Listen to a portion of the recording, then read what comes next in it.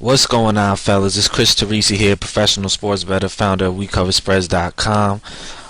Coming into a big Sunday, and we're on a 15-0 run right now with our last 15 picks this week. 2011 year to date, the profits just keep boosting from January 1st, 2011. So, just looking to keep it going. I gotta eat that humble pie and take it while it's hot and keep going, and that's that. And hopefully we have a good Sunday. With our premium card is up for sale on the site.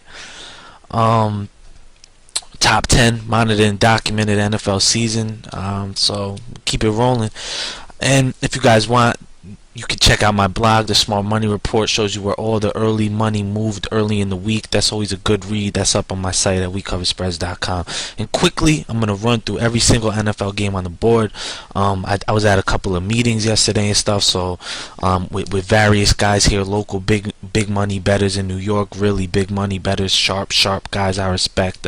There was a local bookie in there who's one of the sharpest guys. He's been doing this for over 30 years. He worked with offshore books for a while too, so a kind of mixture of everybody plus my own opinion, and what I got out of these meetings yesterday is we run through every single NFL game on the board real quick, and that's it. So let's get started.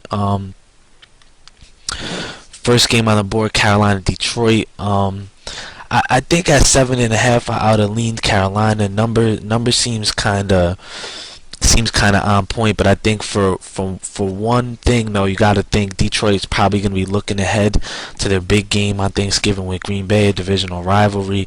So I would say just off of that situational point, I would definitely lean Carolina, and Carolina has seen some early money, but I don't like them at 6.5. I'd shop to find 7 or 7.5 in that game. Tampa Bay, Green Bay.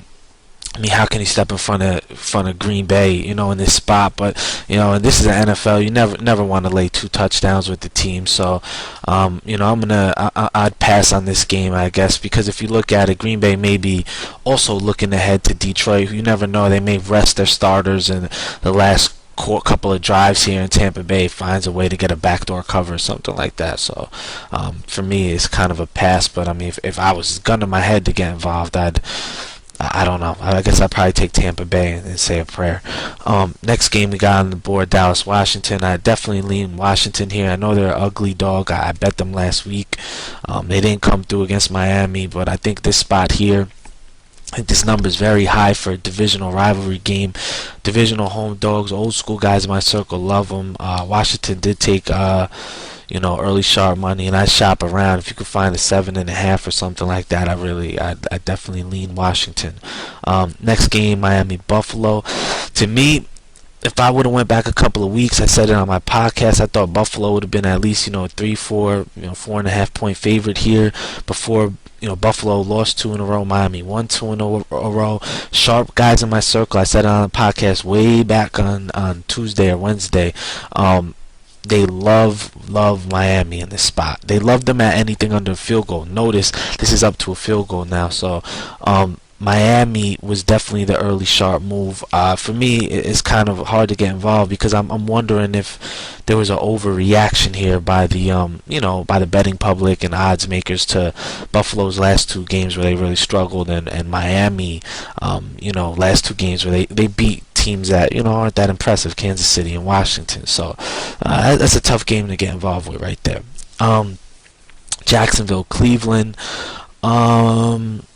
I don't know. That's another game that's probably going to be low betting volume game. Waiting for some info to come on that one a little bit later. So for right now, I'll kind of pass. But it may be one I actually get involved with later, but because I'm waiting to confirm a couple of things on that. Oakland, Minnesota. I mean, I lean Minnesota in this spot actually. AP at home, Minnesota at home. They usually do good. For some reason, I think maybe Minnesota comes in here and bounces back. There's definitely value, not in this number so much with them as a favorite now, but there's value in the point where the betting public seen Oakland dominate San Diego in their last game, which was on national television, so everybody's seen that. So, and Minnesota got blown out on Monday night. So the betting public, those are the two things that stick in their head. They seen Oakland have a horrible game in their last game, and they seen Oakland have a good game in their last game, and Minnesota have a horrible game in their last game. So that's gonna stick in their memory, and a lot of times that could kill a better. I'd definitely give a nod and lean toward Minnesota in this spot. Next game, Cincinnati, Baltimore. AJ Green out. When AJ Green out, I really like Baltimore. When I heard Ray Lewis is out, wow. Becomes a no play for me. If you could get Baltimore at anything under 7, maybe I'd like to tease Baltimore in a 6 or 7 point teaser. Tease Baltimore down to basically pick them in that game, and that's how that one goes. Seattle, St. Louis. That's another tough game, kind of to get involved with. I'm not too sure about that game there. So I guess I'd pass. You look at Seattle coming off the big upset win. Maybe it's kind of a spot they come out a little flat, so maybe you lean St. Louis to come out here and take them. To backtrack up Jacksonville, Cleveland. I forgot to say I was speaking with a couple of guys yesterday, and they do like the over in that game. Contrary to the line move that has dipped it this low to 34, and they expect this may be the bust out game. A lot of people think this game goes under, but I spoke with a couple of guys that do like that over. Pass that info along. Where were we now? Arizona, San Francisco. San Francisco is so hot right now, and it's tough. I had Arizona last week. I had them a little bit of money line. I had them on the spread. It was the only bright part of what was a bad Sunday for us last week. But this is a tough spot for me to get involved and to even take the points with them. It would have to be at like 11. I know guys that it drove up to like 11.5 here in New York, and they hit Arizona.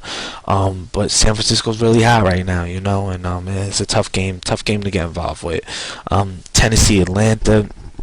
I'd have to say, I'd give the lean to Tennessee in this spot here. It seems like a lot of points to me with both of those teams. So that's kind of the way I would lean in that game there.